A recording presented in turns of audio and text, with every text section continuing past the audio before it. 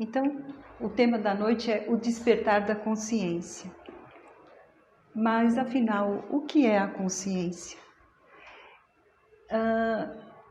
No dia a dia, nós já ouvimos frases assim como: quando uma criança faz alguma arte e chega alguém e diz, mas ele ainda é pequeno, não tem consciência, né? Quantas vezes a gente já ouviu? Ou então alguém que chega e fala assim, lá vem a voz da consciência, né? Ou alguém que diz assim, põe a mão na consciência, né? Alguém está fazendo algo, sei lá. Ou, olha, na minha consciência, tudo ok. Outra frase é, estou com uma consciência pesada. Ou então, assim, o desencargo, ou descargo de consciência, né? Esse é famoso. Outra frase é, eu estou com a consciência limpa. E, atualmente, nessa contemporaneidade, é muito fácil essa expressão, liberdade de consciência, né? Ou então, o tal do exame de consciência, que esse pesa mais. Mas, afinal, o que nos diz a respeito de consciência aqueles que praticaram, estudaram e que muito sabem, né? Paulo diz assim para nós, num trecho de Efésios, tu que dormes, desperta e levanta-te de entre os mortos, que Cristo te iluminará. O que diz Paulo aqui? Desperta, tu que dormes, ele está se referindo àqueles seres humanos nós que dormimos e que precisamos despertar. Mas não é só um despertamento do corpo físico, mas sim um despertamento interior. E para isso requer uma visão interior. Essa visão interior, ela é pertinente a todas as almas, a todos nós. Ela é peculiar, ela está em nós. E justamente através dessa visão interior é que nós vamos expandir a nossa consciência. Então diz assim, não devemos voltar a nossa atenção para as coisas de fora, mas para acordar e aprimorar as coisas de dentro. E um que também fala no despertar, mas assim, quem olha para fora sonha. Quem olha para dentro, desperta. Então veja, o despertamento é para se ouvir e se enxergar. Jesus também aconselhava, tendes olhos de ver e ouvidos de ouvir. Mas não são os externos, que são janelas para o mundo de fora, mas é os de dentro que ele comenta, né? Mas, na verdade, nós não podemos exigir que todos tenham a mesma visão e essa mesma audição, porque entendemos a diversidade da compreensão humana. Cada um de nós está num estágio evolutivo. Então, é como se nós pudéssemos representar esses graus de evolução como uma longa estrada da evolução ad infinitum, para sempre. Né? E que nessa estrada todos estivéssemos a caminhar por ela. Uns vão muito lentamente, outros caminham com passos mais acelerados, né? Outros vão de passos miudinhos, outros dão umas passadas enormes, né? Alguns ficam estagnados durante encarnações e encarnações, outros ficam sentados à beira do caminho ali, descansando, refletindo, e pouco caminham. Alguns pegam atalhos e de repente retornam para a estrada principal. Outros vão por esses atalhos e acabam se perdendo, como aquelas ovelhas desgarradas, mas que em dado momento retomam o caminho e seguem. Todos seguem, cada um do seu modo de seguir, no seu modo de existir, no seu tempo, como a gente costuma dizer, né? Ou seja, é em concordância com os nossos traços de caráter, ainda em diferentes estágios evolutivos, que conseguimos expandir a consciência, ou seja, a percepção de nós mesmos e do ambiente em que vivemos. Leon Denis tem uma frase no livro, O Problema do Ser, do Destino e da Dor.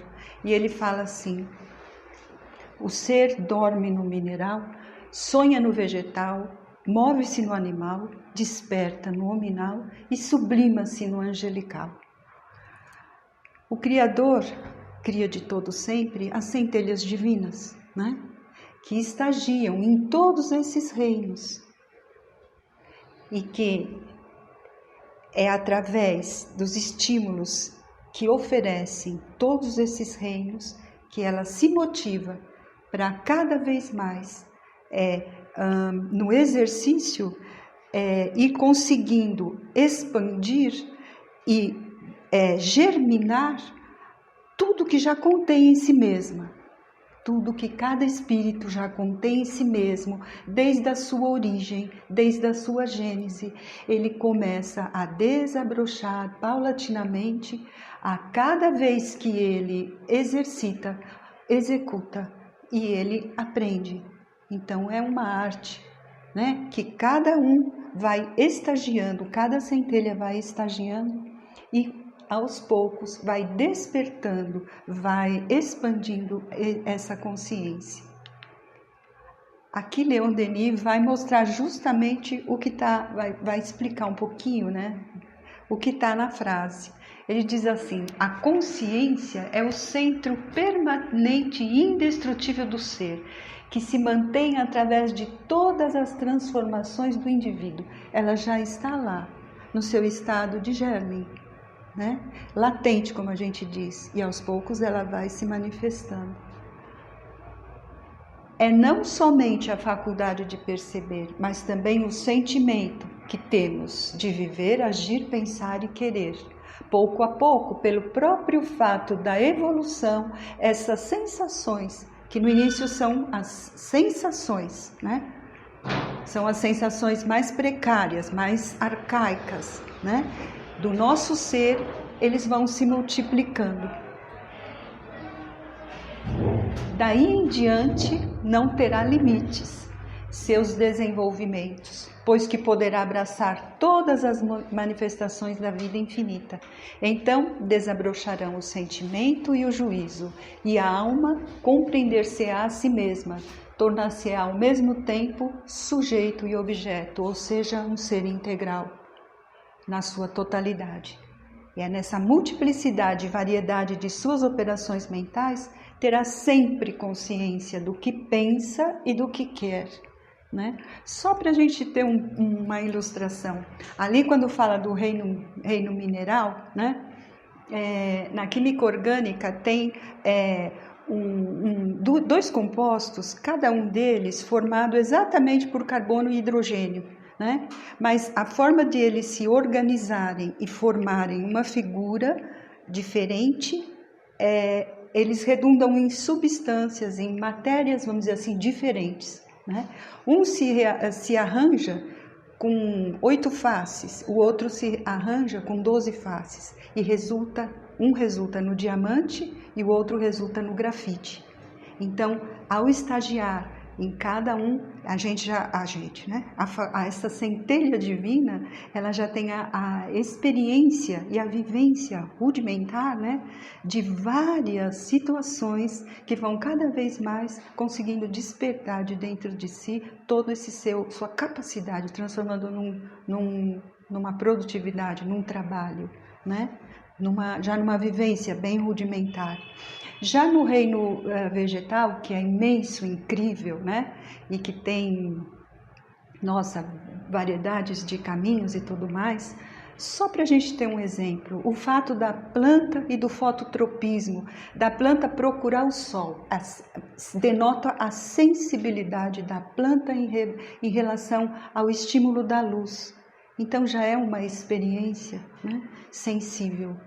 E assim a centelha divina que são os espíritos, todos nós vamos ganhando, né, essas experiências e essas vivências e vamos nos robustecendo e expandindo cada vez mais o nosso sentir, a nossa vontade, enfim.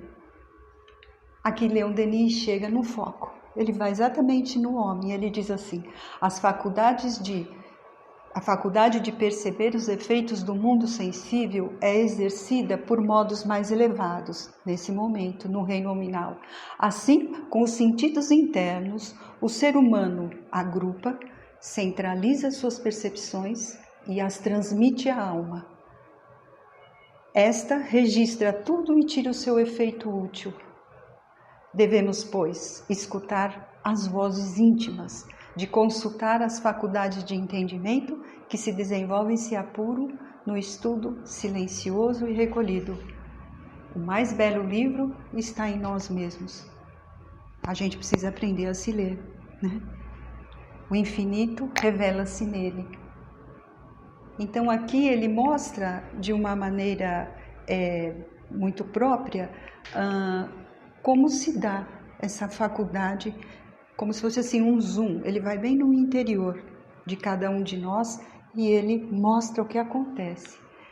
Erich Fromm, no livro Análise do Homem, fala também, só que aqui ele fala em relação às atitudes. Então assim, ações, pensamentos e sentimentos que são propícios ao funcionamento e expansão adequados, eles provocam uma sensação de aprovação íntima, de retidão, que é característica da consciência tranquila. Essa consciência é a dedicação amorosa por nós mesmos, cuja meta é a felicidade. Agora, ao contrário, se você não faz dessa forma, prejudicar a si mesmo, tornando-se um instrumento de outros, ou qualquer violação da integridade e do funcionamento adequado de nosso modo de ser, é uma intervenção contra a nossa própria consciência. Dá para entender como que a gente pode estar digamos assim, está se maltratando, né? Nesse sentido, está se violando. Mas enfim, aqui repetiu, desculpa gente, falha. Mas como ouvir a voz da consciência, já que somos passíveis muitas vezes de ouvi-la de uma forma débil, muito fraca, a ponto de às vezes nem ser ouvida ou nem obedecida, ou nem saber que é essa voz da consciência? Como é? Aqui existe um modo positivo de olhar e de entender, que é o seguinte: quanto mais produtividade se vive, mais forte é a consciência da gente. O que é produtividade? A produtividade é a criatividade, é o trabalho, é o que vem de nós, é a nossa contribuição, é o nosso formar e transformar, né? E assim, quanto mais nessa linha nós tivermos, na linha de pensamento, na linha de conduta, mais essa consciência se expande, mais ela se fortalece. Em contrapartida, a dificuldade. Aí, a precariedade moral da situação humana. Comumente, nós somos muito mais chamados a vivenciar o mundo externo por uma série de questões, né? Tanto de chamamentos tipo tecnologia, rádio, TV, informações, livros, etc., etc., que às vezes pouco acrescentam, ou mesmo no nosso dia a dia, vivemos muito mais o mundo de fora do que paramos alguns momentos para escutar e ver o nosso mundo de dentro como é que está, né? A gente tem uma certa dificuldade. Muitas vezes a gente também não quer escutar a consciência. Talvez por uma questão de nos levar a uma dor, alguma coisa assim. Ou então, muitas vezes a gente ignora como ouvir, como fazer essa busca, esse trabalho da consciência para poder se escutar. Então a gente tem duas dificuldades. A dificuldade de escutar a nós mesmos, e sabemos que essa arte requer uma habilidade muito rara no homem, né? A de ficar a sós consigo mesmo. Por quê? Porque essa perspectiva de ficar a sós muitas vezes nos assusta e nós temos medo de encontrar uma pessoa que ao mesmo tempo é tão conhecida e tão estranha que somos nós. Isso nos assusta. Ou essa voz fraca e indistinta que nós comentamos da consciência também é difícil de escutar. Por quê? Porque ela não fala diretamente, ela fala indiretamente com a gente. Então, muitas vezes nós não percebemos que é ela que nos perturba. É ela que nos perturba por meio da culpa, por meio de um cansaço aparente ou de uma apatia. Ela nos perturba por uma ansiedade, por um medo ou qualquer uma outra forma de adoecimento. E em relação ao adoecimento, Beth Helling fala, olha, quando você fica doente, não há corpo para curar, há uma memória para perdoar, uma história para agradecer e uma mente a ser limpa. Aqui está o famoso olhar para a consciência, fazer um exame, se escutar, né? Porque às vezes o adoecimento é justamente a consciência dizendo, olha, mas ela mal consegue se expressar, né? Assim, muitos dos nossos sintomas têm a ver com o que nós não queremos ouvir e com o nosso estado de dormência.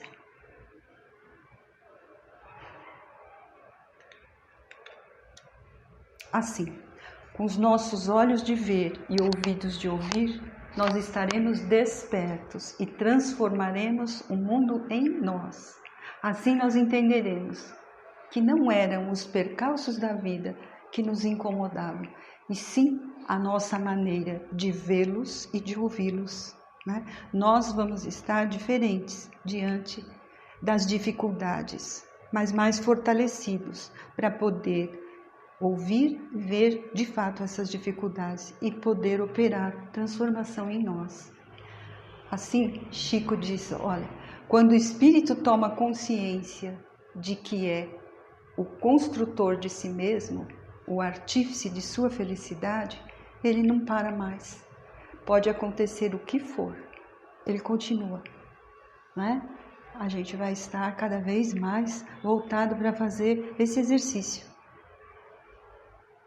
E assim a gente termina com uma frase de Buda que diz assim: nem todo olho fechado está dormindo, e nem todo olho aberto consegue ver.